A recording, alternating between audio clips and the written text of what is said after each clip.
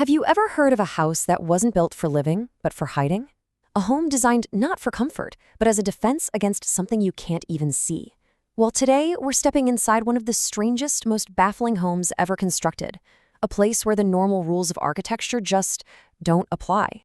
Right off the bat, you're hit with things that make no sense. And this is probably the most famous example: staircases that just end.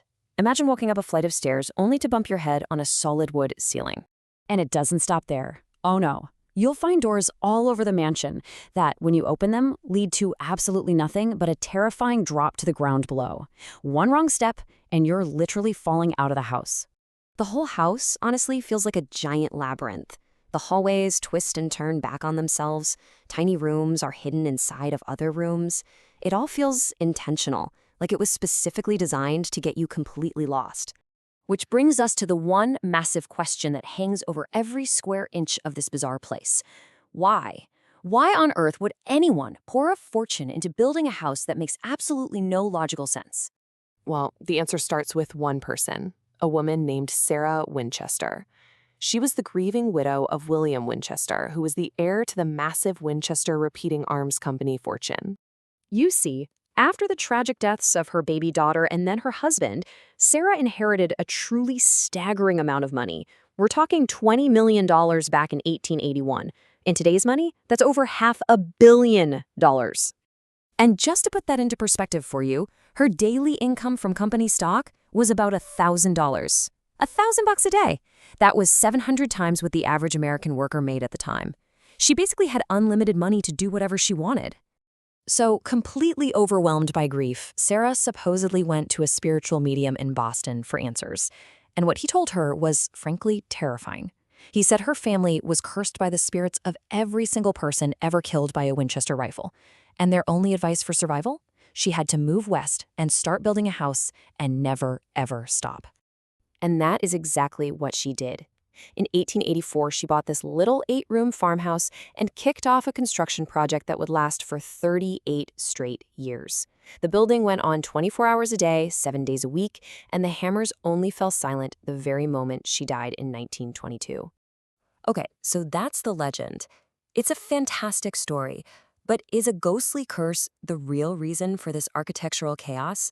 Or could there be something, well, something a bit more human behind it all? This is where the debate really heats up. So you really have two main theories. On one hand, you've got the legend. This house was a fortress, a spiritual defense system to trap angry ghosts. And on the other hand, you have a more grounded explanation, that this is just what happens when unimaginable grief, endless money, and nearly 40 years of construction with no real plan all collide. Now, the ghost story has a lot going for it. The evidence seems to be baked right into the walls. There's this strange obsession with the number 13 everywhere. 13 bathrooms, ceilings with 13 panels, stairways with 13 steps.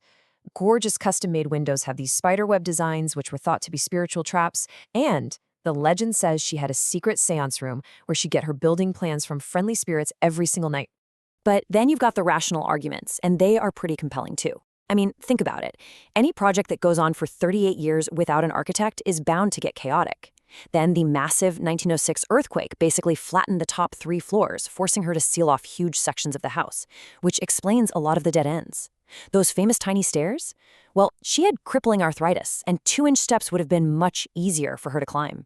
And maybe the most powerful theory of all, the nonstop work was just a way to cope with her incredible grief, a project so big it could occupy her mind completely. So what's the real story? A haunted fortress or a monument to a broken heart? Well, the frustrating and, let's be honest, the fascinating part is that we'll probably never know for sure. And here's exactly why this mystery lives on. Sarah Winchester was an intensely private person. She left behind no journals, no blueprints, not a single letter explaining her motives.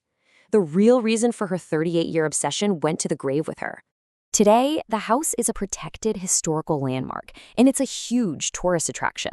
Hundreds of thousands of people walk its bizarre hallways every year, trying to figure out for themselves what they believe really happened here.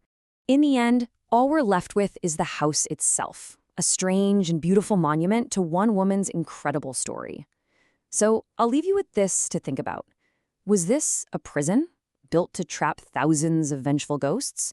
Or was it actually a sanctuary, built to protect a single broken heart?